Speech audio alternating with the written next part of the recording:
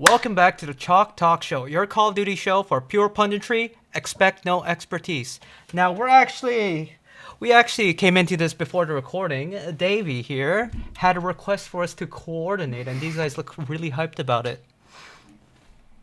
We need to bless Toronto. We need to make sure they actually become a good team suddenly next week. So we've coordinated our outfits to send the signals to the heavens to transform this team in the matter of a week. Who's their and I think it's going to work. And I'm going to predict against them because I'm God. really feeling like the Jim Cramer of COD these days with my predictions. The opposite of what I say is coming true every single time. So I'm going to start using it to rig the odds is what I figure.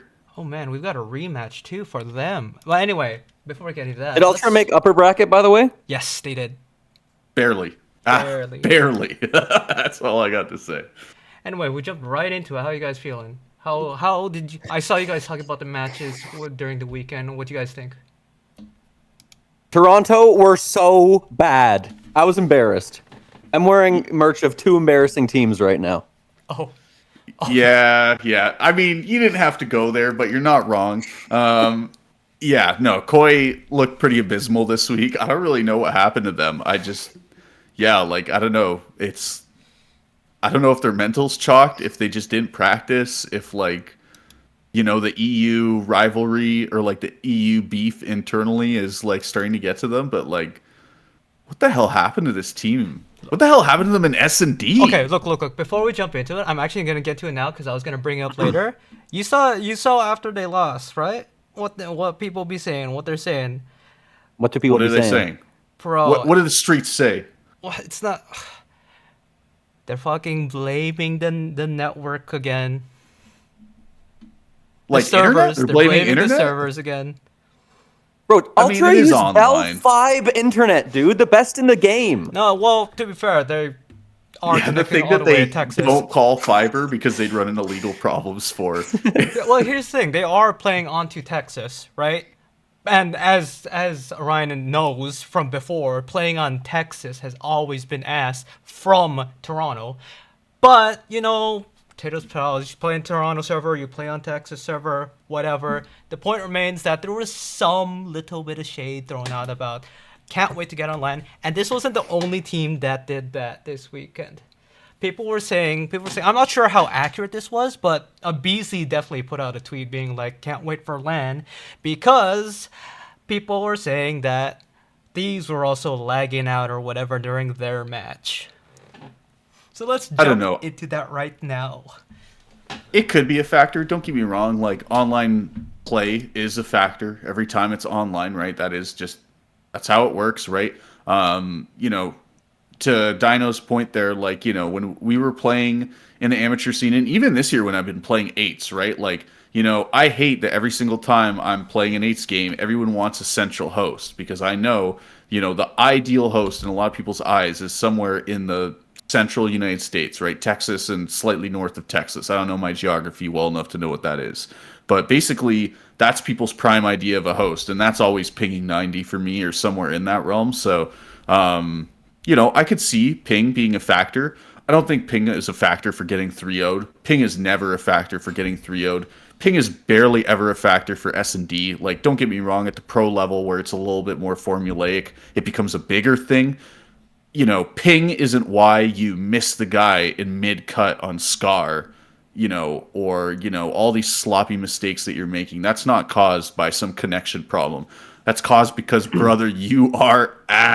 You are cheeks. All I'm going to say stinky. is that I do think it is important. What I was thinking about this, and I just hate the fact that the majority of the product of the CDL, the product as a whole, as a entertainment product to us, 80% of it are online matches that are determined by these networks. And I just think that just devalues the product right now so much, and what the pros are doing or how they're reacting to it isn't helping it at all. But my further point is, I agree, though, that ping or whatever network ain't gonna solve how abysmal some of these overloads were this past weekend. Yeah, bad. Oh, go ahead, Davey. Sorry. Park the bus, baby. I wasn't going to talk about overload. I was just going to talk about how stupid it is to blame the network for everything. But Yeah, go ahead. I mean, like, especially Thieves complaining about the network cheese and, oh, we're lagging out. It's like, guys, you won you won Overload 7-0, and you won the second hard point 250 to 116. You also got destroyed in the first hard point, and then the two searches were close. This was as back and forth of a series, like as you can. I mean, it was maybe one half of it was dominant, and then the other half was dominant the other way. But like, this was a close series. It's you won some, you lost some, you got blown out in some, you destroyed in some. This is not a network thing. This is you guys losing because the other team played better. Look. And Toronto complaining about the ping, has it stopped them from being a good team online in previous years? Has it stopped them from being good in previous years? No. Like, the ping, it might make you lose like a couple gunfights you would otherwise win, but if these are lopsided series or close series, that's not because of ping. Yeah, and hold on. I just want to take 1 second. Like, I know we talk about Call of Duty on the show. This is what we're here to talk about. But I do just want to take a minute to go one step further outside of Call of Duty for a second. North America was hit by like genuinely horrific storms of this last week. And even with all the right circumstances in place, ultimately we are playing online. And to a certain extent, the online facilities were impacted by like actual weather conditions. And you know what?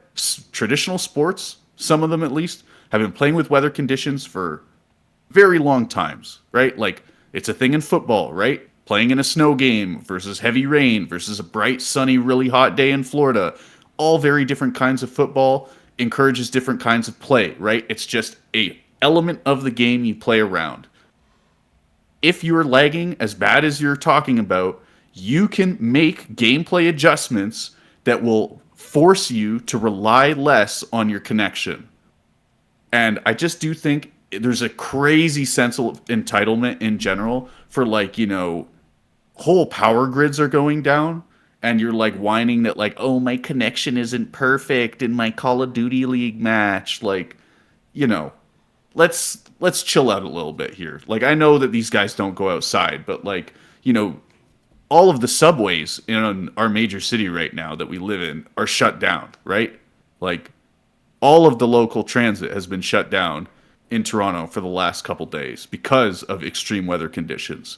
Like, just grow up a little bit, guys. Just in general. I want to pull it back a little bit to what you're saying about the entitlement, but also what we're talking about LA Thieves. Might be misinformation here, but the streets be saying that when you watch their round losses, when you watch LA Thieves loss, they're all laughing and whatever. Cool vibes. Apparently, it's because this laissez-faire attitude that they have, because the match to them apparently didn't matter because they were already guaranteed that spot. The only thing that they were playing for at that point was either they seed to play against Ravens or not play against Ravens. So I'm bringing this up because I'm saying, what is up with this attitude of some of these players, some of these veteran players, this early on in the season? Like, we've already given up. It's purely cope to, you know, kind of remove any accountability when you play a bad game that you should have won. That's all it is. Like, if Scrappy was on LAN and then he played bad against, you know, whether it's a good team or a bad team, it's like, I mean, it's like a match is a match, dude. What do you mean this match doesn't matter? It counts for points towards champs qualifications. Go get the points. Go win, you know, go improve your map differential. Just be, you know, you play a game, you know, you destroy in 2 maps, first of all, and then the maps you lose, you blame on ping, and then you say, oh, it doesn't matter anyways, because we're already, you know, guaranteed our seed at this major. It's, you know, I'm actually a Scrappy fan. You know, him from Toronto, obviously a fan. It is pathetic. He needs to grow a spine, dude. He needs to be accountable and grow a spine. It's pathetic. They have a little different of a take on this, and that I don't really care if they don't care about the match. Here we go.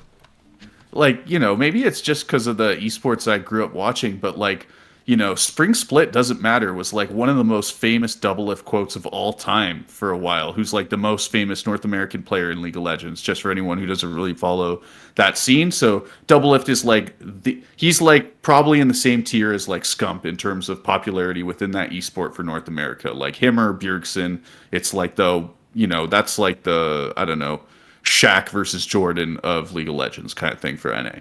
So spring split doesn't matter was a classic meme because basically it didn't help you with your placement for international tournaments. So it's like, yeah, it is a tournament win in the North American League, but if you're a player at that level where, I would argue that for Thieves, the expectation is that they win champs. Like that is the level of team that this is on paper, right? Like winning a major isn't your expectation. Like dominating the year is your expectation. I mean, Scrap for this literally team said on that. Like, paper. the majors don't matter to him, all that matters is champs. Anyway, let's move on before people forget about that quote.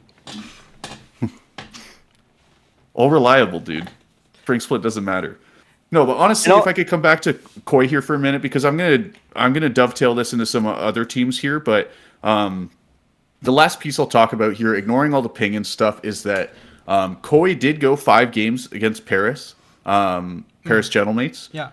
But for me, and this is where I want your takes on this, is this isn't impressive to Koi, in my opinion, that they took the mates to 5 games. I think this is actually a bad look for the mates. In general, I thought this last weekend of games were quite a bad look for the mates. I think the search and destroy against Miami was especially bad. Like there's the really, really bad clip of Sib jumping out the window in the 1v2 where he just like hard costed the round. But I think there's a lot of other small moments in that series that like, their talent diffing Miami, right? Like they're gunny diffing Miami, like they're just winning on raw talent. So ultimately it's okay, but I actually think the games were super sloppy out of Paris this weekend. What do you guys think?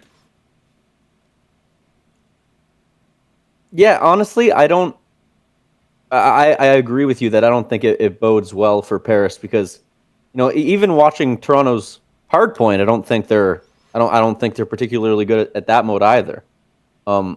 And I don't have as much to say about Paris. I mean, I think they have mistakes to correct, but like I'm watching the Koi hardpoint. It's not only that like they're failing to execute their strategies. I just don't think the ideas they have, the strategies are any good. I was watching that the Colossus hardpoint they had against G2, and they're trying to set up these holds that are like super split up and like super wide. But I feel like on a map like Colossus where it plays so fast and Kremp is just going to go and get one, it's like if one person dies, then the whole setup just immediately crumbles because, the rest of the people can just all flood through the front. And then if they just keep trading it out, eventually they'll be able to push out the spawn and take it.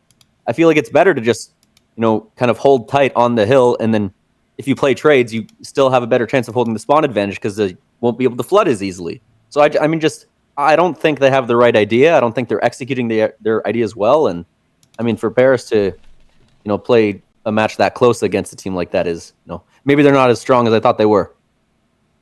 Look. Yeah. I still believe in Paris. I still believe in Paris what it can do. I still believe in the pieces, but they suffer from the envoy syndrome. Now you might here's what the envoy syndrome is. Yes. This is what I've coined the envoy special, and it's been happening since he came to Ultra and last year in his Thieves roster. In your hardpoints, specifically in your hardpoints, Envoy will play the same way. He will make the same routes for better or for worse. The desk talks about it all the time. He's the route man, and if he gets his picks, then they'll open up the map for you. But further than that is the team lives and dies not on him doing that. Envoy will either start off the first 2 minutes of the game like 10-4, and it'll be a close game because he just needs to play well enough until either Sib or Neptune wakes up. And this happened last year all the time, where Envoy needed to fucking play out of his mind for the first 3 minutes in hopes that one of his superstars will wake up and then start shooting back. Now, when shit goes wrong is if you have a Sib not wake up, is if you have a Scrappy not wake up, a Hydra not wake up, and that's how they kept losing last year. That's how they lost in Ultra when he was on Ultra, when Insight wasn't waking up. And that's the problem that was happening these past two matches too. If you look at it, who was struggling in their hardpoint specifically? Their ARs. They were not waking up. Neptune would like wake up in the middle of the game, but it was like a close, it was like 250, 240 games, like near the end. And this is a team which has been touted as, okay, they are the best in a hardpoint. When you have a game plan like this, though, this shaky, like you cannot rely on this, because like you said, their S&D, nothing special right now. Their exposure, or I mean not exposure, their overload, 50-50. So it is up to these ARs, and I think they really need to step up, especially Ghosty, because people have been putting him on a pedestal, saying like he's back to form, he's away from the scrappy leeching, he could be one of the best top 5 in the game. You got to show me that more consistently. Yeah, I think for me, what this weekend showed is like the whole narrative about this being an emotionally fragile team is absolutely true, because Sib was incredibly tilted in that one series. He dropped a stinker versus Miami. Every single map except for, I think it was the last hard point, he had an okay score, but on all the other maps he played very badly. Now, people are saying that ping impacted these maps this week. Maybe that was a factor, it got in his head or whatever. But like also, again, like you had such a bad play that immediately the casters are talking about how it's such a bad play. And when you have a play so egregiously bad that like it breaks the flow of the casters in the moment, that is truly low lights at their best. Thing is, that's just like how he plays. Like I'm sure I forgot if it was the same series, but the raid S&D, he would constantly re-challenge shit with a sniper when he was still like 80 hit for 80 or something like that. At times that defines his playstyle, and at times that's how he gets his like really nasty clips over the years. But right now it does seem like it's gonna be detrimental, especially in their S&D.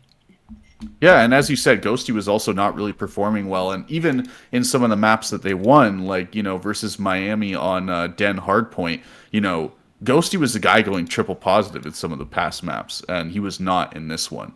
They did win the map, so I think that is something positive to say about the team overall, is they're not just hard relying on one guy to carry them over the finish line, drag them over the finish line, but I do think that if you're a Paris fan, you should be a little bit more nervous about this team after this week of matches. Maybe they are just sandbagging, not taking it seriously before the major, because they know they've got a good seed locked in regardless. But definitely I have my eye on them to, kind of beat the choking or underperforming narrative here. What I'm actually, I'm still confident in them, but my one concern for them now at this point, who I look as potentially a threat, is the AR duo on FaZe Vegas. You guys seen the numbers that they're putting up and seen how they've been rising through the rankings of the AR stats. Like Draza and Abusa have been putting in numbers completely randomly. Abusa has been a bit more consistent, but the start of the year for Draza has been complete 180 turn. I don't know. I feel like FaZe Vegas have a very strong chance, if not the strongest chance, to take Major 1. I do think it's kind of easy to get those stats up when 3 of your wins came against Vancouver, Cloud9, and Toronto. I'm not just talking about this past weekend though. Like the past few matches we've seen, they look like a lot better than they did. 3 of their wins from this split: Vancouver, Cloud9, Toronto.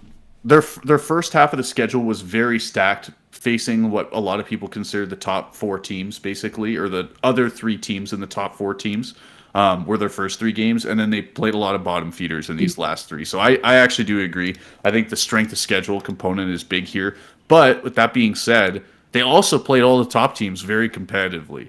I think FaZe is kind of, in general, being slept on a little bit, just because, for no reason other than they don't really have like the same fan personalities on this team as some of the other top squads. Like Scrap is a quite large streamer at this point, or like kind of has that clout around him at this point, as well as 100 Thieves brand does. Optic obviously has Shotzi, right?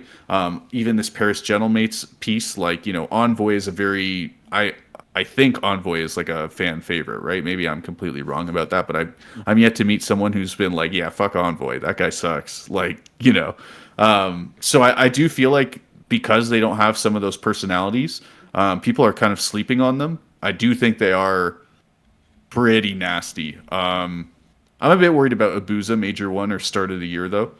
He's looked pretty good so far, but just I feel like he's a player that heats up throughout the year and is like in his peak form at champs, which is good. I do think that's a good thing to have, but it means that I'm a bit nervous for him in Major 1 specifically. But wait. We're saying the strength of schedule, right?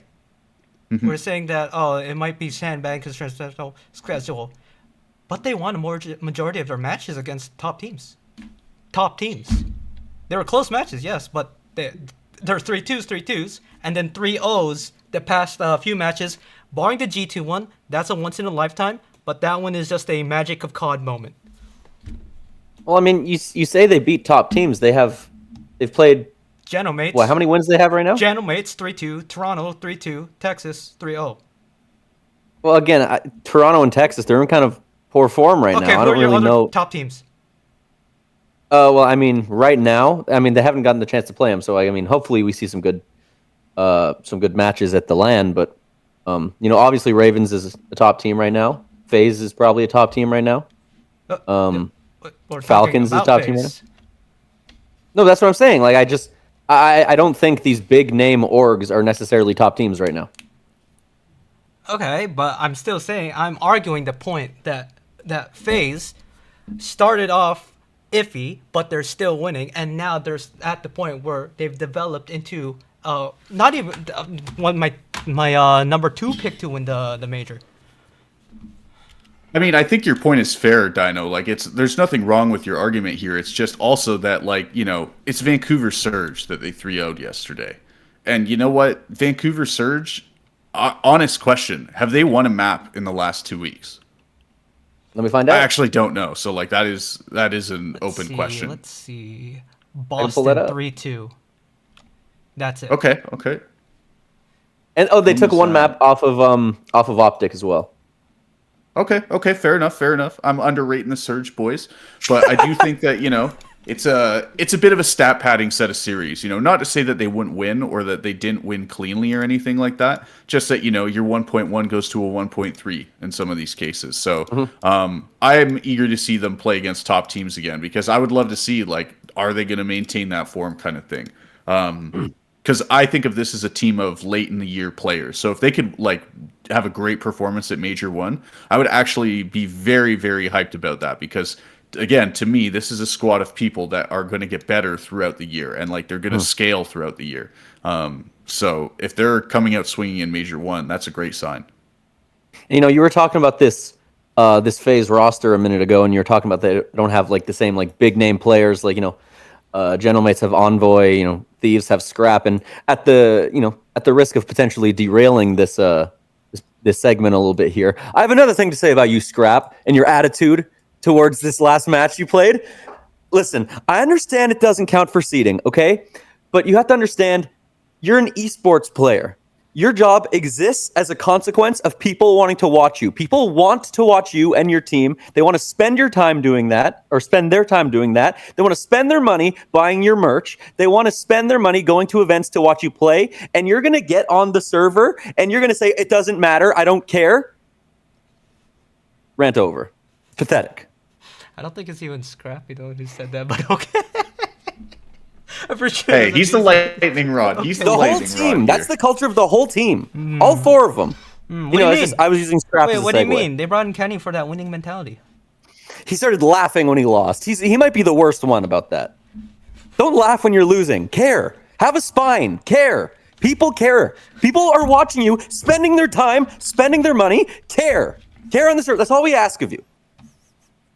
Being a team that cares, and it shows, Carolina, I think now, fair to say, like, a serious threat for this major. I still had some doubts going into this week. I thought that basically Craze was, like, having, you know, his Lin Sanity arc is what people have been calling it, where, you know, For those that don't know the reference, this guy named Jeremy Lin in basketball basically had a little period where he was like the best player in the world for like 3 weeks or something like that. Who is just like a very middle of the pack point guard, I think is his role. And then, yeah, was like the best point guard in the world for a little while. Now, NBA champion with the officially, Toronto Raptors too. I was about to say, yes, thank you, my man. Toronto Raptors NBA champion. But anyway, so I do think for me that this last week proved that Carolina is like a serious contender because some of their players that were having these superstar performances over the last few weeks did slow down. So Craze played well in the Game 5 S&D, otherwise had a pretty horrific series versus LA Thieves. And for me, it was like in their last couple series, Craze would just run into the middle of the enemy team and like get a triple kill over and over in respawns. And it's like, okay, I don't really think this is realistic. Maybe he is just like this supreme talent, but you know, this just looks too much like COD timing to be replicatable. So I think the fact that they showed they have enough depth that they can go to other players, like Lurks had a really big pop off map on the map for Hardpoint. I think it was Blackheart.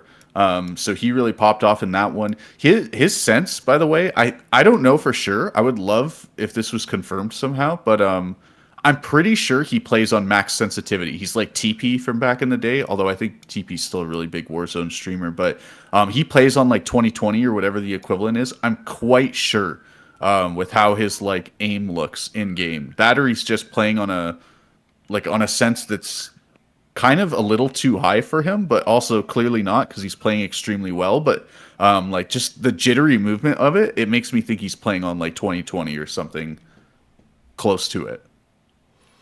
Yeah, I mean, so two things about this Carolina team. One, in the first episode here, I predicted way too early that Lurks would be Rookie of the Year, and it feels good to be right.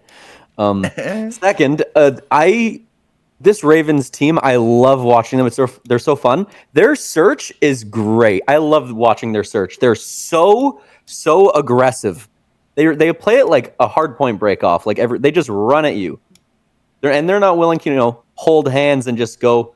You just face smash whatever lane they're looking to take and trade it out. The perfect example is that round in Raid S&D where they're retaking with a 3, what was it, like essentially a 2v3 because Exceed isn't even close enough, and they just run at him. They just had like the perfect timing. They like take the gunfight when the enemy team is just not even prepared for it. And I think it's like a testament to how well the team is playing together. Like it doesn't look like they're doing anything completely special. They're playing with this level of like teamwork that we saw in the early season Gentlemates, but without maybe the explosiveness that we expect from a player like Sib or something like that. But that's not to say that players like Lurks and Craze aren't explosive players. They're still doing insane shit. Even like Nero, you saw that like 1v3 he had where he randomly hip fires Hydra flying above him. Like that's not something you were supposed to expect. That's going to be one of the dirtiest kill cams of the year. Like I don't even like other than like a cross map no scope. I don't even know what you could do to top that. Like that was inhuman. Like what? Maybe the Abusa 4-man snipe. But that even is like... Bro, after that, Abizi was fucking shook. He didn't know whether to run away or not. In that last kill, he was just stuck there on box. It's like, what? And this is fucking Nero we're talking about that he's freezing up against, man. Yeah. I mean, Nero always had he always had the ceiling, right? I think no matter where you stand on the Nero debate of him as a player, because he's gone through various cycles of hype and lack of hype, always, no one ever questioned his ability when he's playing at his best, right? Like, clearly, when he's on form, in the moment, whatever you want to call it, like, he is one of the best players in the whole world. But it's just a matter of how reliably can you get that. And then I think, that famous S&D choke in Modern Warfare 3, I think really hurt his stock. People don't look at him the same way since that play happened. And I think that the AR switch has been really good for him. Like when they first made the switch and he was running the AR full time, I said, like, man, look at this guy. He's popping off. And he's been maintaining that pretty consistently, which I think is quite impressive because I do think in general, like our league ARs right now are very good. I think there's very few teams where I would even say one of the two ARs is lacking. But most of the teams have two very good ARs. I think our SMGs in the league right now are a little bit weak. I think there's some teams with some pretty lame duos, but on the AR front, it's looking good. A lot of people, yeah, I was just gonna say real quick that a lot of people think that Nero's like a brain dead player. I've never really saw that. But my next point is, at the very least, this proves that the number one GM scout has proven himself to be Methods, because that's Methods' boy from Breach. Is it really? Yeah, when Nero came in, it was on Breach in Vanguard with Methods, Cap, Methods. Who's the fourth? Was one? Vanguard really his first year? I thought he played before that. I thought he played Modern Warfare 19. Maybe I'm tripping though. No, if he played Modern Warfare 19, we would have played against him and brought him to the league. Well, how much of that also was Doug Sensor Martin scouting? No. That is true. Doug Sensor Martin does run that org. I don't think he does anymore, actually. But Doug was only on Breach after Nero. Oh, okay, good point. Yes, you're right. Doug was on the academy team for Breach. But yeah, anyway. I think his his he also GMing was kinda- in Modern Warfare 2, right? Or like when that started to become a joke. Let me see. No, it must have been before then because they brought Snoopy in for like Vanguard, didn't they? No, Snoopy broke out in Modern Warfare 2. That was and his the Modern first Warfare year. 2, they subbed did him he? in Oh, and Modern Warfare 2. Okay. for champs, right? That was a big thing Yeah. where he That was had the first no event. experience in challengers, and they brought him in right away. See, I'm looking He at hadn't this even right played now. Challengers? No. Did they just find you're him thinking in of the Jodeci's. ladder? or- Jodeci's had never played Challengers, but Snoopy had played Challengers. Let's look. He was playing on Boston Breach Jodeci's Academy also with didn't Doug. start. But it was very, very short. That's what I know. And to see Joe also didn't start in champs. Joe He just did got not put start in like champs. major 3 or Let's see 4 or here. something. Let's pull up Snoopy real quick. MW2, Boston Academy, Boston brought in literally just for champs. But you just said Boston Academy like 2 or 3 times. He was in Boston Academy, so and we went to Boston champs. So yes, I could see that he was in challengers for MW2. All right, there we Got go. it. Okay. Real quick, before we keep going, this one's all over the place, but that's okay because we've got Major 1 coming up. Before we move on to talking about predictions, I want to know Mr. Davies' thoughts on his sleeper team, Riyadh Falcons. Okay, let me pull this match up here. What do you want to know? Because we talk about the top teams understanding whatever. These are the top teams going in. We have completely ignored the chaotic mess that is somehow working. That is Falcons.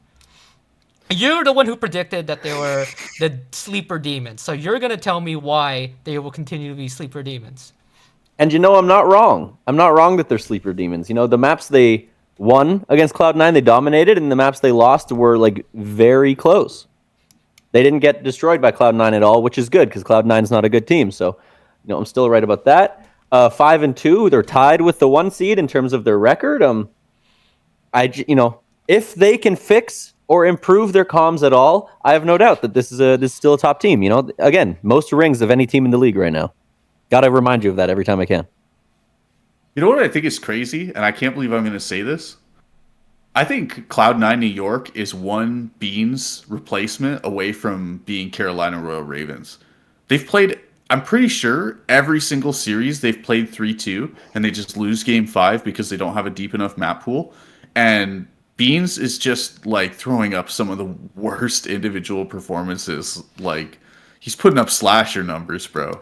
Like, he's having some stinkers, and that really hurts to say. But honestly, like, I thought Mac and Vivid have looked pretty solid, and then Afro's kind of a coin flip player. You expect that, but I just don't think you can have 2 coin flip players. Like, I think that's too much, and I think that is why they're a bad team right now. I agree with you, Davey. Of like, right now they are bad because if one of the coins comes up heads and the other comes up tails, it's not enough to win. If you have 3 solid players and then you're relying on a coin flip, okay, we have something to work with here. But when you're relying on 2 coin flips, like, it's just too much. It's a too competitive year in the CDL for that.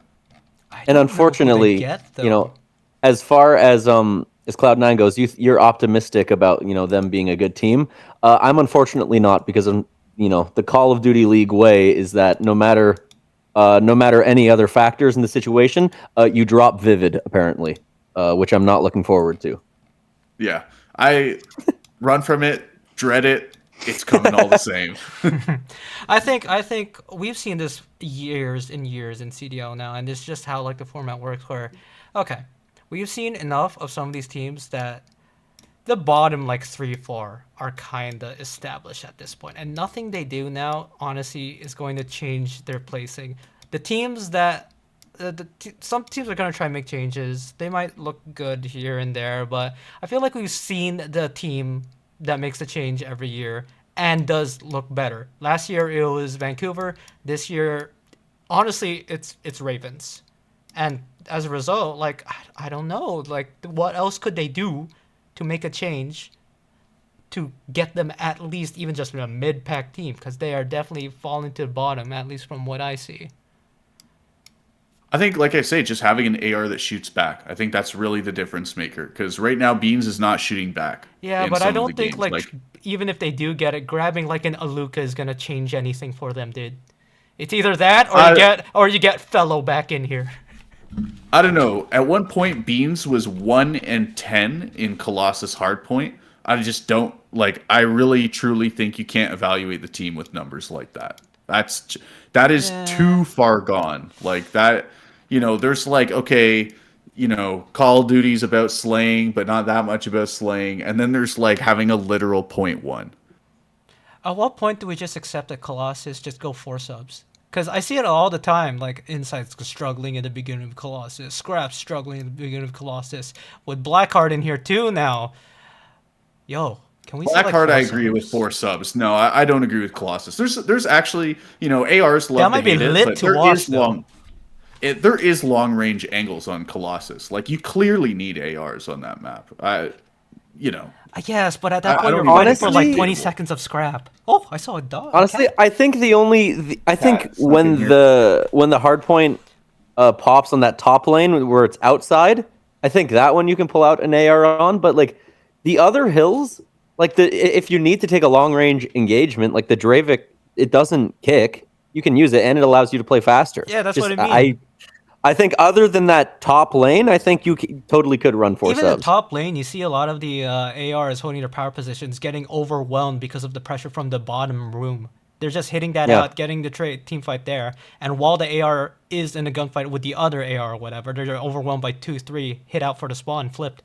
I don't know. I think that's just how the map plays in general, though, right? Like I think getting overwhelmed with numbers, if you could just win the 1v3 with the AR, well, that's what happened in Vanguard with the auto. You would just, you're the main character because you're using the auto. So I don't know. I think that's pretty normal, all things considered. And I do think, like, yeah, it's harder to run AR in the map, but, like, grow a fucking spine, AR players. All right, let's jump into. We got some Thursday matches, boys. Oh, cat. Cat. Anyway, Thursday my matches. goodness. We're going to do our predictions. So, starting off, we got Koi versus Gentlemates, a rematch. That one was a very close one when we last saw them. Next match, LAT versus Carolina, also another close match, but we've had our piece about it. Next one, Texas versus Riyadh Falcons, Green versus Green, Pred versus his old crew. That's going to be a banger. I'll just say it right here, right now, as we're going through. That is going to be a barn burner. I think they take it, but we'll get into it more. Minnesota versus Vegas. I got tripped up there because the acronym for them is VGS, and I was just thinking Vanguard. Anyway, FaZe Vegas, Minnesota for the last match to round off our Thursday. Let's just talk about these intro matches because anything's gonna fucking happen, and I don't think we can predict the next few days. Yeah, I guess I'll start at the bottom with Falcons Optic, at least according to the website. Maybe in your ordering it's going to be different, Dino, but for me it's Falcons Optic on the bottom of the list. So I think this is going to be a barn burner. I think Optic's best game mode so far has been Search and Destroy. I think the Falcons' worst game mode has been Search and Destroy. But I think both teams have like enough overlap in all the game modes that it's going to be a close competitive series. And I think also, it's kind of goofy to say, but both teams are playing like dumb enough that it's going to be a really fun series where like, they are just going to smash into each other on Colossus and like bang out, and it's going to be extremely entertaining because of that. Like I want to see just bloodshed. David, you go. You do yours before I get into my prediction. That's Um, hater energy. I see it. I see it.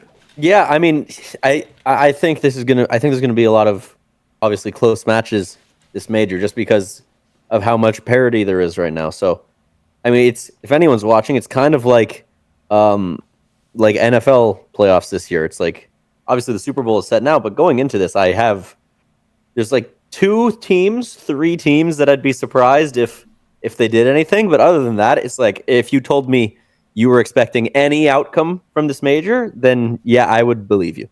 I would be like, yeah, that's a fair thing to guess. Um, I think, I mean, I watched them play Ravens, and I'm like, oh my god, these guys are good. But I don't know. I still look at that roster compared to the other ones, and I'm like, are they really gonna go deep in a major? I don't know. So I'm still looking out for them. I'm still going to consider Ravens underdogs against a lot of teams, even though I don't, their play wouldn't indicate that. So I'm cheering for Ravens at this point. Let's get your match scoreline predictions here, starting with Orion. Run it down. For all of the winners round brackets? Yeah, just these 4 matches, just for these Thursday matches. Okay. I think Gentlemates beat Koi. Oof, we even wore all this shit, dude. I had something I else, know. and we even Listen, put this on. I told you, I'm feeling like the Jim Cramer of Call of Duty right now. I need to predict against Koi if we want them to be successful. So All I'm right, going to you're say doing it for your own Gentlemates good. 3-0 Koi. I'm going to say that the I'll place Gentlemates currency 3-0. on them. I'll place currency on them on Bet365 so that or on Gentlemates. I'll place currency so that way my bet is guaranteed to lose and Toronto win. Bro, There we go. Koi better play fucking good though, or it's gonna be depressing as shit on Saturday, man. Yeah, this one I think is like, I think if Koi get bounced in this, like if they do get 3-0'd, they're going out top 12. Like they're going to go Yeah, out in yeah, yeah, last yeah, place yeah. in the tournament. And if they go out last place in the tournament, and this is a crazy statement, but I do think if they go out last place, Koi will swap a player. Who would it be? Insight retirement coming. You think? Yeah. I actually think, and this is like kind of loaded because he just changed role. I think Kleenex is the worst player on the team right now. Oh, And that really hurts to say. Oh, but it's But- Kleenex, man. But he does still look uncomfortable in the AR. I think that'll change with time, but like he's clearly still thinking like an SMG player. But that's my map or series 1 3-0 for Gentlemates versus Koi. Carolina Ravens versus LA Thieves. I think the LA Thieves are going to win this one 3-1. Actually, no, I lied. They're going to win it 3-2. Okay. LA Thieves are going to win at 3-2. Ravens are going to win 1 S&D in the Overload. I still think LA Thieves is like horrific at Overload. They showed some serious improvements this week. They did get a 7-0 in the mode. But I am not convinced. I think if you ban exposure versus them, they are like the worst overload team in the game by far. I think it's a 3-2 in favor of the Thieves. I think this series is the wake-up call for the Royal Ravens, and kind of their spot check, because I think they are going to be a very studied team right now because they are winning all these S&Ds. I think if you are the best S&D team going into Major 1, everyone studies your game. They kind of you are setting the meta by being that. Maybe they can evolve their game enough to be different by Major 1. I do worry about their S&D at this event though, because I think they are going to be very studied. So I think they're going to lose that first series. FaZe Vegas versus G2. I think this is a quick and easy 3-0 for FaZe Vegas. I know it didn't go that way in the online qualifiers, but just matter of factly, I think this FaZe Vegas team is Lanimals. I think every single player on this team is like what I would call a LAN player. They're bright light merchants, whatever you want to call it. Like, this is a LAN team. I think it's a easy 3-0 for them versus G2. And also, frankly, I think G2 is way overperforming. You know, they're just kind of a middle of the pack team. Let's remember that, folks. Would love to be proven wrong, not really, because of my hatred for some of the players on this team. But no, it's I just don't think they have that in them. And then lastly, it was Falcons Optic. I talked about this, but I didn't give an actual score prediction yet. I think for this one, it's Optic. They always lose every online match at the start of the year. I think it's going to continue on LAN. I think they lose this and then go into the losers bracket and play quite admirably there. But I'll say for this first series, it's going to be a 3-1 in favor of the Falcons. I think that Optic will win either a Search and Destroy or the Overload, depending on how the vetoes shake out. But I don't see them getting a second map in this series. Okay. All right. Davey. I am going to, place hard-earned Canadian currency on Paris Gentlemates to win, so that way Toronto wins 3-2. That's my prediction for that whole situation. Okay. Royal Ravens. I'm going to predict a Royal Ravens Neslo win against Thieves here. Okay. Thieves, they showed that, I think, Thieves have a better idea of what to of what to veto in terms of the maps going against Ravens now, considering Ravens like mega fast play style. But I think Ravens they're going to be able to adapt their search. They work well together. They're going to win those searches, and after that overload, they're going to put work in on that mode, and they're going to be prepared. So Neslo victory for Ravens there. I'm going to skip the Optic one for now. I'm going to go to FaZe G2. I agree with you. G2 is really overperforming right now. A few weeks ago when we did our kind of way too early power rankings, I put them in the, off to a hot start, but I totally predict they're going to fall off tier. And like you said, everyone on FaZe they turn up at LAN. They have a history of winning. 04 and Abuza don't have a history of winning a lot of events, but they go deep in tournaments all the time. Simp and Draza, they win all the time. So, FaZe 3-0 there. That's not surprising. Optic, you said they're going to win. I mean, I could see how you'd think that, but just this whole season, even before the break, after the break, Optic have not won a match where I really believe they were tested. They have not really shown me anything yet that impresses me. Whereas Falcons are improving, and I see them as an actual top team. Plus, it's a Pred revenge match. I'll give Optic a map, but I'm going to take a Falcons 3-1. What map? That one. What map are you going to give? I'll give Optic. I'll give them a search. Okay. I see. That's the mode where I think the lesser team can kind of squeak out a victory sometimes. Okay. All right. I can see it. Okay. All right. So I'm gonna save Optic Riyadh for last. I'm gonna go into Vegas, Minnesota. I was debating whether do I stick to the character? Do I stick to the train? No. I'm going to go with you guys. Vegas are going to 3-0 it. Because I just can't counter-argue all these points. Lanimals, they're going to turn up. Draza always fucking turns up. Simp is the GOAT for a reason. Like, we're gonna see him drop some Cold War numbers. This is going to be an easy 3-0. And I'm... Try our game, yeah. It pains me to say that. But I have to say it. Minnesota, you're going to be on the sacrificial lamb for this one. LAT Carolina. LAT Carolina. Oh my god. Watching this team really pisses me off, man. But I think this is the closest out of all the series here. Sorry, go ahead, Dino. But I think for all of us, this series, this Raven Thieves, this is like the closest matchup out of all these ones. Maybe. I was toying with the idea of Carolina making it all the way to a Sunday and being like, when was the last time a team of no veterans ever won?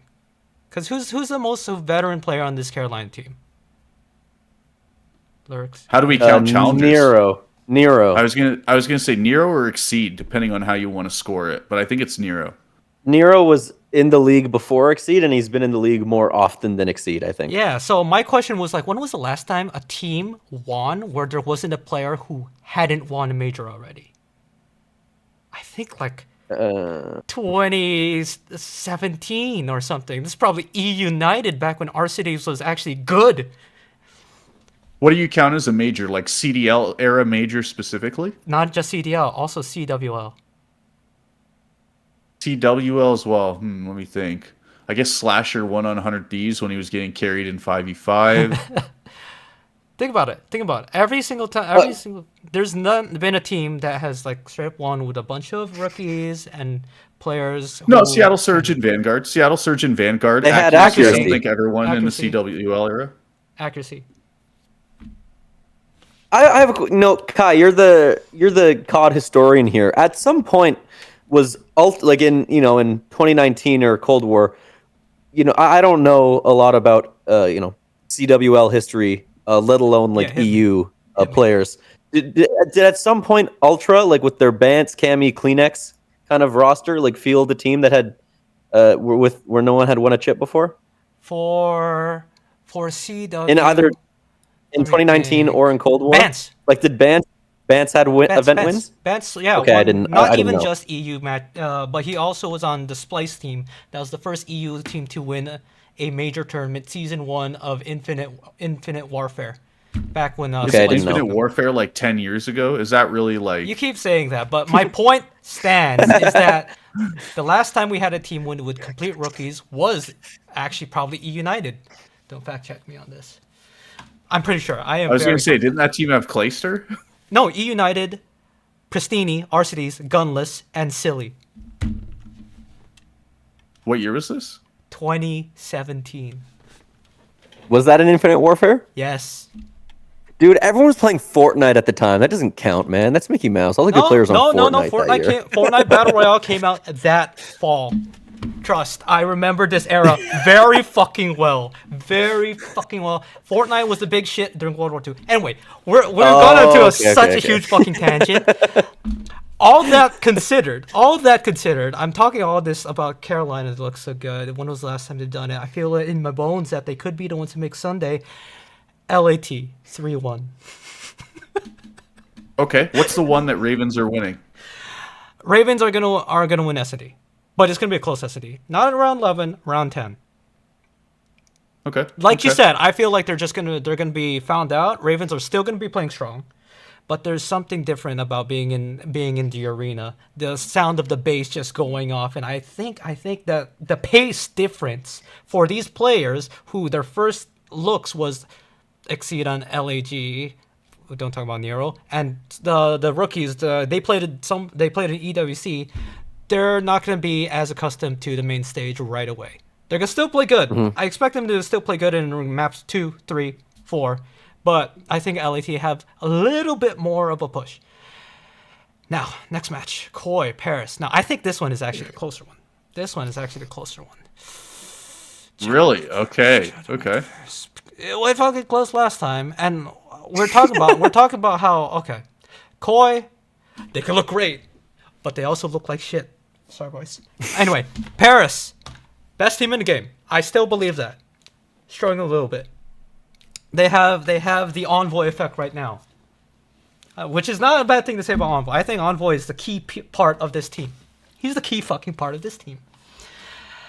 No, it's Neptune, bro. Neptune. No, I would trade pretty much anyone in the league for Neptune. I'll go and say that. I think there's 3 players that are main SMGs that aren't an immediate trade for Neptune in the whole league. And I think it's Simp. And then after that, it's, Lurks. maybe Hydra. And then after that, it's who? Lurks. Right? Like, Neptune is on that level. Yeah, Lurks, maybe. Rookie of the Year candidates, maybe. Another side tangent, really randomly before I keep going into this because my brain is so scattered right now. But I saw this post talking about how everybody has been sleeping on Neptune as a superstar, and people were going off on this guy saying how Neptune being good in BO6 for 1 year does not make him a superstar. What do you guys think? Like I'm kind of neutral on this, but I don't want to see what you guys think. Wasn't he good in Cold War also? He was okay. Yes, he was excellent in Cold War. He was excellent, but he never won. Yeah. So a lot of players have never won. Okay, then we can call everybody excellent at this point. What? Well, no, because whether you've won an event or not has nothing to do with whether you're an excellent player. Yeah, but are you a superstar Excellent players are caliber more player? likely to win events. Are you a sure. superstar caliber player from being excellent? Also, can we? Why do I we talk about COD players like they're fucking WWE wrestlers? Like, why? Yeah, one of our superstars lately has really been having an impact on the field. Like, no, Look, bro, look. he plays Call of Duty. Like, Oh, he's not a professional wrestler. Like, yeah, he's a superstar. Guys, he made every grand finals in the second half of last year, including champs. They're the only team that was like doing anything against Optic at champs. He was one of the main reasons of that. He took one of the last place teams in the league and instantly made them a team like Carolina Royal Ravens right now. Like, Yeah. what more does the guy need to do? Genuinely.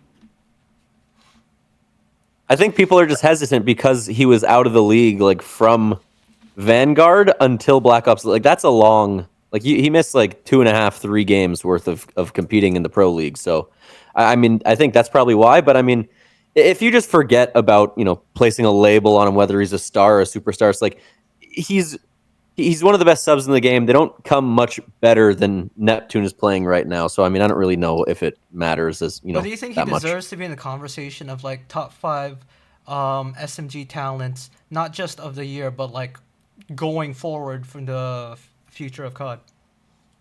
Yeah, probably.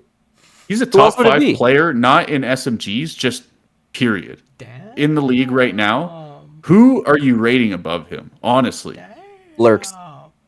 Shut the fuck up, dude.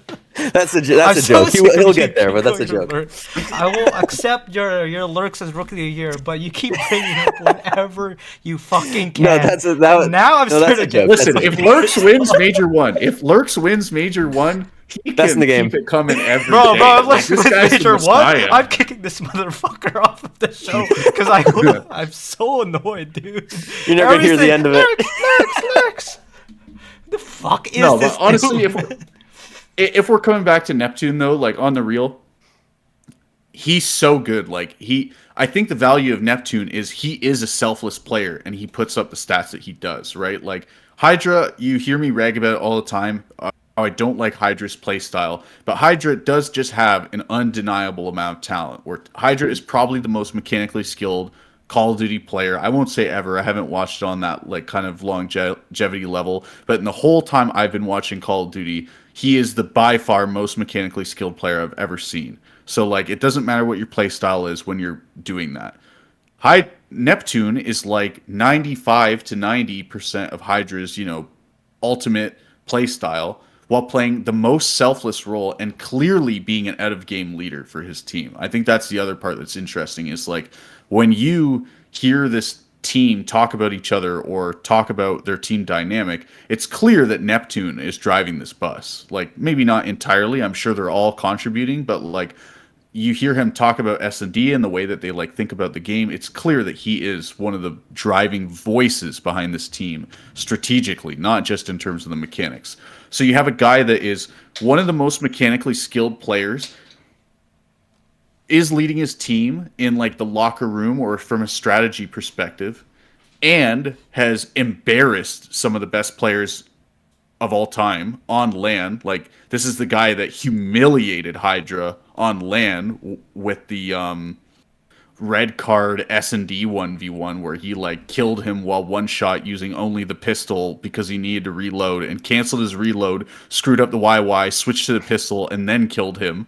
Like he humiliated Hydra in that 1v1 genuinely.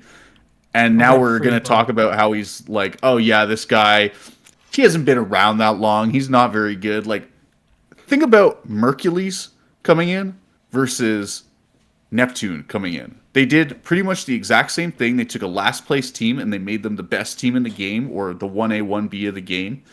And Mercules is talked about like he's the Messiah. The industry plant is our favorite joke on this podcast. And then people are talking about Neptune like, yeah, he still needs to prove himself. Like, prove what, bro? Yeah, I mean, history remembers the victor. If Neptune won champs with Seattle instead of or Vancouver instead of Optic, I mean, I think it probably would be a different story. Another thing I wanted to point out about Neptune is that like another thing I think going for him that you can't say about other like star players is that he's been dropped on multiple different teams with completely different rosters, and he's like looked consistently good. I mean, other than like that Vanguard year, like where kind of things like blew up immediately with Clay and Hydra and everything. Like he looked good on Florida and Cold War, and then like at like a standout player on that team. Last year on Vancouver, he looked like a standout player, and now a full new roster again, he looks like another standout player. And it's like even players like Abizi like goes to a different team with arguably more talent, and like even he looks like he's slipping up once in a while. So I mean, Neptune's consistency, like playing with anybody you put him with, I think is another testament to how he's kind of here to stay. All right, I just wanted to instigate right there, but low key, you two kind of have brought me back to the side of light with this argument. But that is also because I want to put on my historian cap back on again. I think what Neptune suffers is just the bad Crim PR. You mentioned it right there, the New York team. That fucking New York team that fell apart. And right after that, he went to Halo and had the bad PR of, oh, he's a bad teammate. He didn't show up for scrims. Did he play shit Infinite? like that. Yeah, he did. He competed. I didn't know that. And was very mad. But anyway, that string of bad PR, I think, is what everybody with the recency fucking bias glasses have. Because if you remember, when he was brought on New York, he was brought on to be the duo of fucking Hydra. Hydra, who was touted to be the next GOAT of Call of Duty. Now, we talked about how that team instantly fell apart, but remember how, and this was when New York subliners, still subliners, rest in peace subliners, you guys had the best intros. This was when they were making some banger content, like probably the best content aside from, I bet it was even better than off the content, let's be honest. They had that whole fluff piece about like him and Hydra being best friends and going to fucking petting zoos in New York and shit, dude. They were fucking trying to make him like the next big star. And it makes sense because coming off of Cold War, your two standout like breakout players that year was Neptune. Okay, let's talk SMGs because you also had Cammy and Insight coming in. Let's talk SMGs. Your breakout SMGs was Hydra also, but ignore that. Was also Hydra was not a breakout SMG that year. Yeah, he was kind of mid that year. Let's be real, but he couldn't speak English. But yet. Everybody knew that he would get good. Everybody knew that he was just keep him there. He'll get better. Standy and Neptune.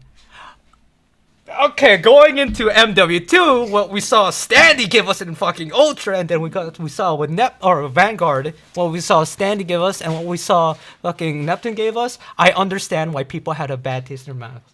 Now, being as you guys have now just convinced the fuck out of me to believe in Neptune, I am giving this Paris 3-0. I was gonna give it Koi 3-2. I promise you that. Damn. I was gonna give it. I'm actually gonna give Paris 3-0. All right, It's the Neptune effect, dude. Underestimate him, and he's gonna win your grand finals. Just way she goes. Not just that, dude. You mentioned that wasn't like Neptune or Hydra's like hand like injured at the petting zoo, and people were worried that petting like the animals was gonna infect the hand or something. Didn't that happen? Dude, that video just lives in my head rent free because they had this like super cute thing of this video, like, oh, he's very alone in New York, but he has a friend, his SMG dude. I'm like, oh, what a nice video, and it falls apart like a month after. No, but you also talk about a mentioned team that of old heads that need to retire. Oh man, the Crim Clay AR duo in 4v4. That is just nasty work, man. No, dude, you mentioned that intro video. Dude, I still think about that intro video sometimes where like Clay's in the barber and Hydra sits on like the steps of that classic like New York townhouse. Bro, that video was so good. The most disappointing shit I was so disappointed about that too. When Cloud9 comes in and they show their intro video and it's just the standard generic trap ass shit. Oh, it's so the gamer pose, bro. Yeah, I'm like, bro, what the fuck? What happened to Kismet throwing a football and shit, man? Anyway, we're not. I still think the all-time. Okay, sorry, tangent again. I think the all-time. What's side topic? What are your guys' GOAT intro videos? Mine is probably the Toronto Ultra one Little bonus, like honorable mention, the Cold War Ultra one where they have like where they're walking through like the purple smoke. Vance is wearing that like purple tuxedo. I don't know if you guys remember that. They No, I just remember used it that. for I do champs in remember Cold that. War. Trying to But think. it was the one in I can't remember what year it was, but it was the Scrap Envoy version of Toronto Ultra, and they're all standing around Scrap's car, and the camera keeps going in and out and in and out, and they got like mirrors reflecting everyone. That's my goat one.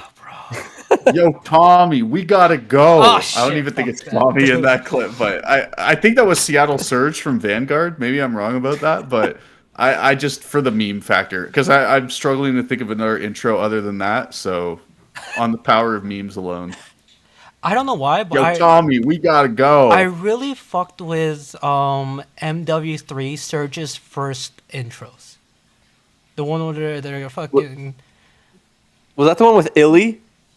With Hook, right? with Yeah, the Hook, with and our Illy cities, and and they're like storming like a facility, and they're like Yeah, the beat. Yes, I don't yeah. know why, but what stands out to me is That's tough. Shook looking so fucking fly in that video, dude. And then He's they had to looking drop good. players and replace it with in-game shots of like the stupid ass. Anyway, Oh. before we keep going, last match: Texas Riyadh Falcons. Now I saved this for last, but I felt like I've already blown my load on these other two matches. I completely forgot what I was gonna say for this one. What did you guys say again for this? Who you guys say again? 3-1s taking in either direction. Yeah, Falcons 3-1. Okay. See, I was gonna hit you with in the interest of not being at the same as you guys as I want to keep it. I was gonna give a Falcons 3-1. I'm gonna give Falcons a 3-0 here. And it pains me inside to say it. It pains me inside to say it. But look, you both have been to majors. You both have watched the majors. But okay, that first day when you're at a major, right? And it's Optic playing. The energy is all over, right? Plus, this is going to be Optics major. It's going to be filled with the fans. Ring ceremony. The moment that hardpoint starts, we've all seen it before, right?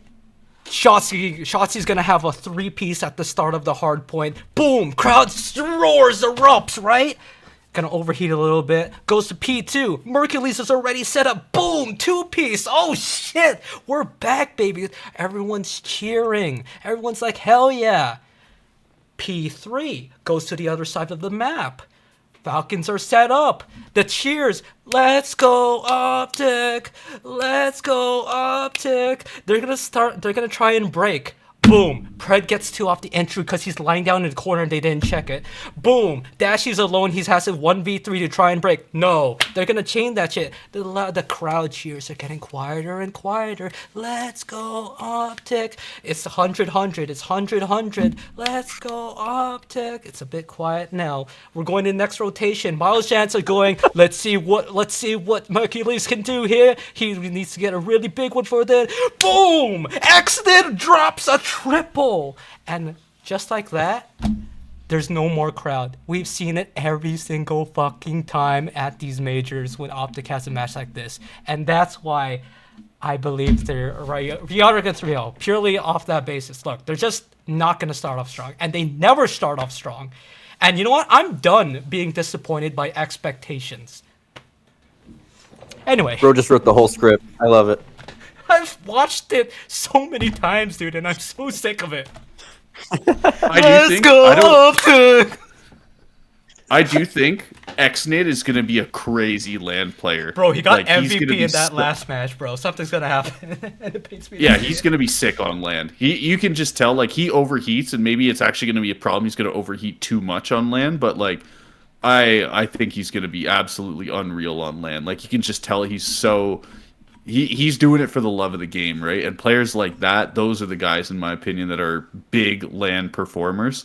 So I think he's just going to go crazy. Yeah, all those 3 players, all those explosive players on Falcons, they're gonna be overheating as fuck, dude. They're gonna be overchalling everything, screaming, but it's gonna be okay because Kismet's gonna lose 10 years of his life keeping it all together, doing it all, dude.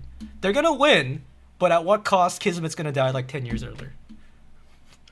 No, I think they're just going to play Colossus, and then it's actually the correct way to play. It's Okay, just fair enough. slamming your head Throwing a against the Blackheart in there, table. or actually throwing Blackheart, you're good. Yeah, true. So yeah, there you go. 3-0. We got Falcons. Whatever happens in the next All right. day, though, who knows?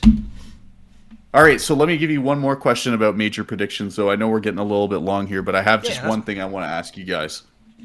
Who are our bottom place teams? Like, who are the first 4 teams that get eliminated from this event? In the losers bracket, it is Miami Heretics, Vancouver Surge, Boston Breach, and Cloud9. Is it just a losers bracket sweep? Everyone that started in the losers bracket are the first people going home. Who are going to be the first teams to go home? Here, I'll go first, and I'll do it purely straight out of the heart.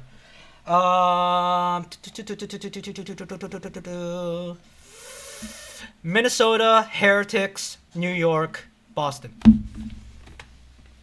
Now there's a lineup. Okay. Minnesota, Heretics, New York, Boston. Okay. I didn't think much about it. I just looked at it and went straight for it. So that's the gut feeling. Okay. No Vancouver Surge. That's crazy work to me. I think Vancouver Surge is like a lock for last place. I don't think they stand a chance against any upper bracket team. I think if they win one map this major, that would be kind of enough for me to say, you know what? Good job.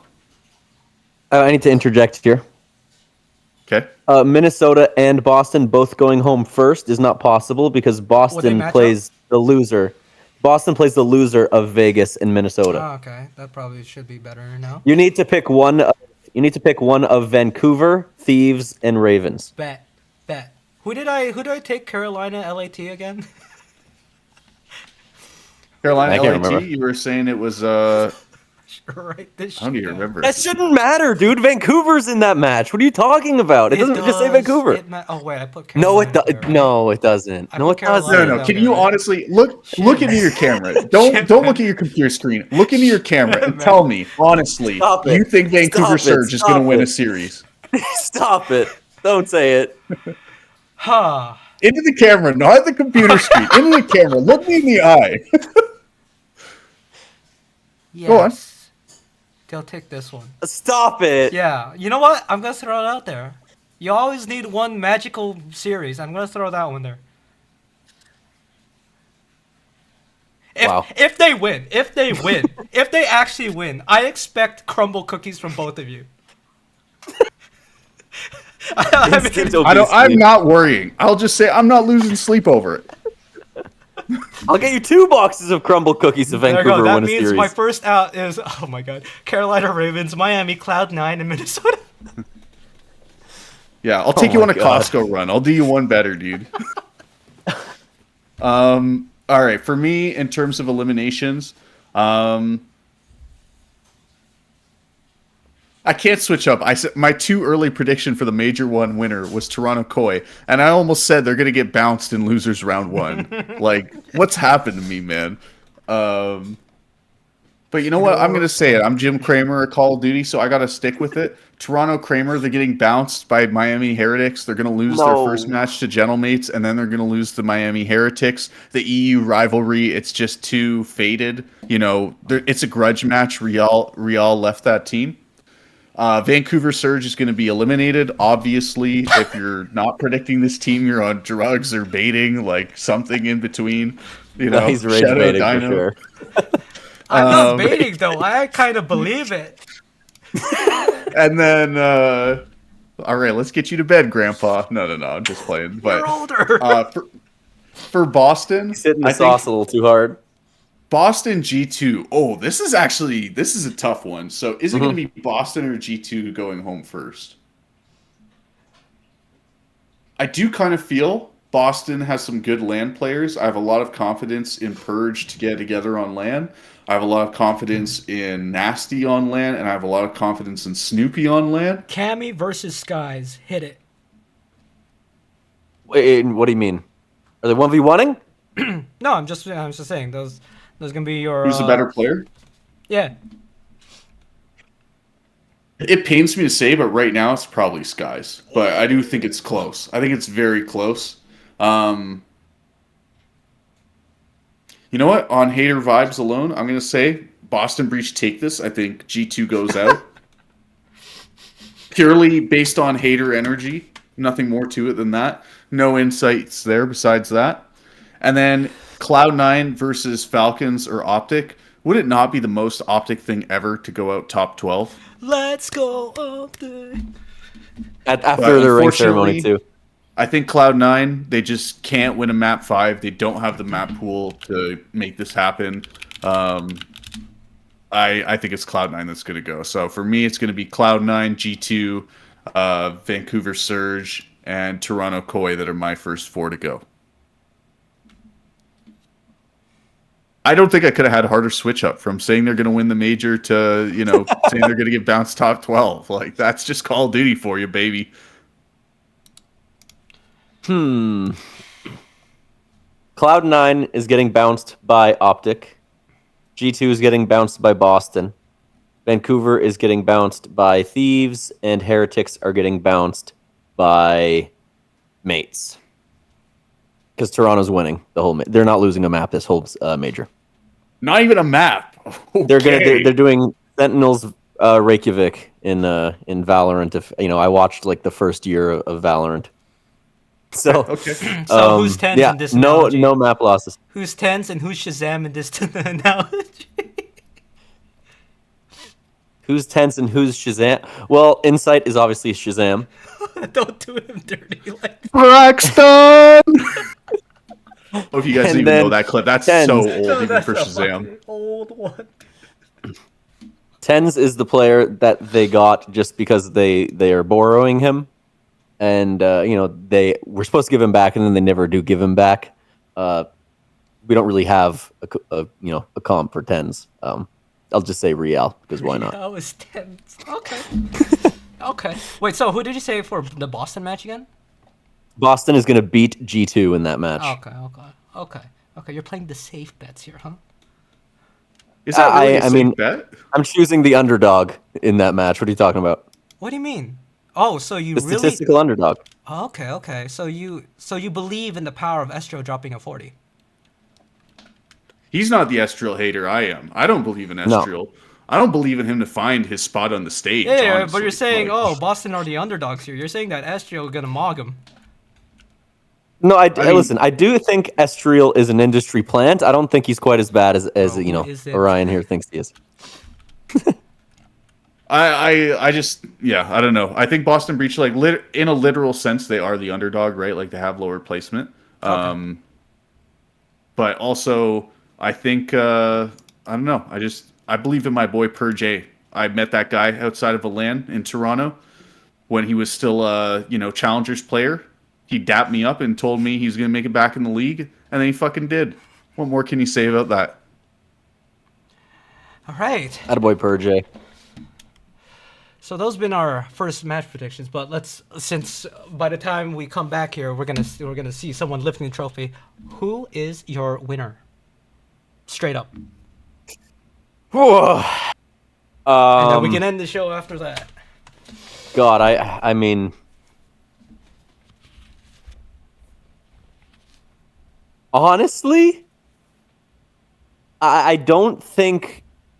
You know what? I'm gonna say Thieves are going to make a lower bracket run. Give me the Thieves. And they're gonna win. I think so. I You know think what? they're gonna I'm gonna make get a crazy round with one it. losers Thieves. I said at the start of the year that the Riyadh Falcons are a 0.5 team. They're a coin flip team, and every series they're going to coin flip. Well, you know what? For some reason, maybe it's the gambler's fallacy. Maybe I got the hot hand. Maybe it's, that they're a place to do some betting in a part of the world that thinks of that as very, against traditional values. For some reason, I think that the Riyadh Falcons, they're going to coin flip their way to this. They're going to keep getting heads, and they're going to, power their way through to the grand finals. I think they're going to come from winner's bracket, and this is finally going to destroy the narrative that loser's bracket has an advantage because they're going to stomp the grand finals. If you want actual analysis reasons, I think it's that no one expects the Riyadh Falcons. They dodge conversations when people talk about who's a threat at this major. I think everyone focuses on teams like FaZe Vegas. I think people are talking about Optic. I think people are talking about Gentlemates. I don't think anyone is talking about the Riyadh Falcons. And I think because of that, some of their mediocre search and destroy is actually going to overperform. I think they're going to be able to read some of these other teams, and I think they're going to get it done. For some reason, I knew you were just going to pull out the Falcons pick. And it disappoints me. It truly does. Okay. Hater. Yes, I will admit Disappoints me that you. every time that I'm a Falcons hater. But. What makes a man? Ideals, beliefs, conviction. The This conviction, episode is such a train wreck. the courage to stick to what they believe in to be true, even though the face of the world stands against the man. And unlike these two false prophets, I stick to what I believe in at the very start of the season of what I said. Gentlemates will win. I am the only one who will speak with truth, the only one who will stick to what I believe in and not switch up. Gentlemates will win. Is it conviction, or is it It is that conviction and loyalty. or is it that your girlfriend will literally murder you if you predict So that's Envoy to been the lose a show. match? Thank you very much. Hope you enjoy Major 1, and we'll see you next time. See you guys. Yeah.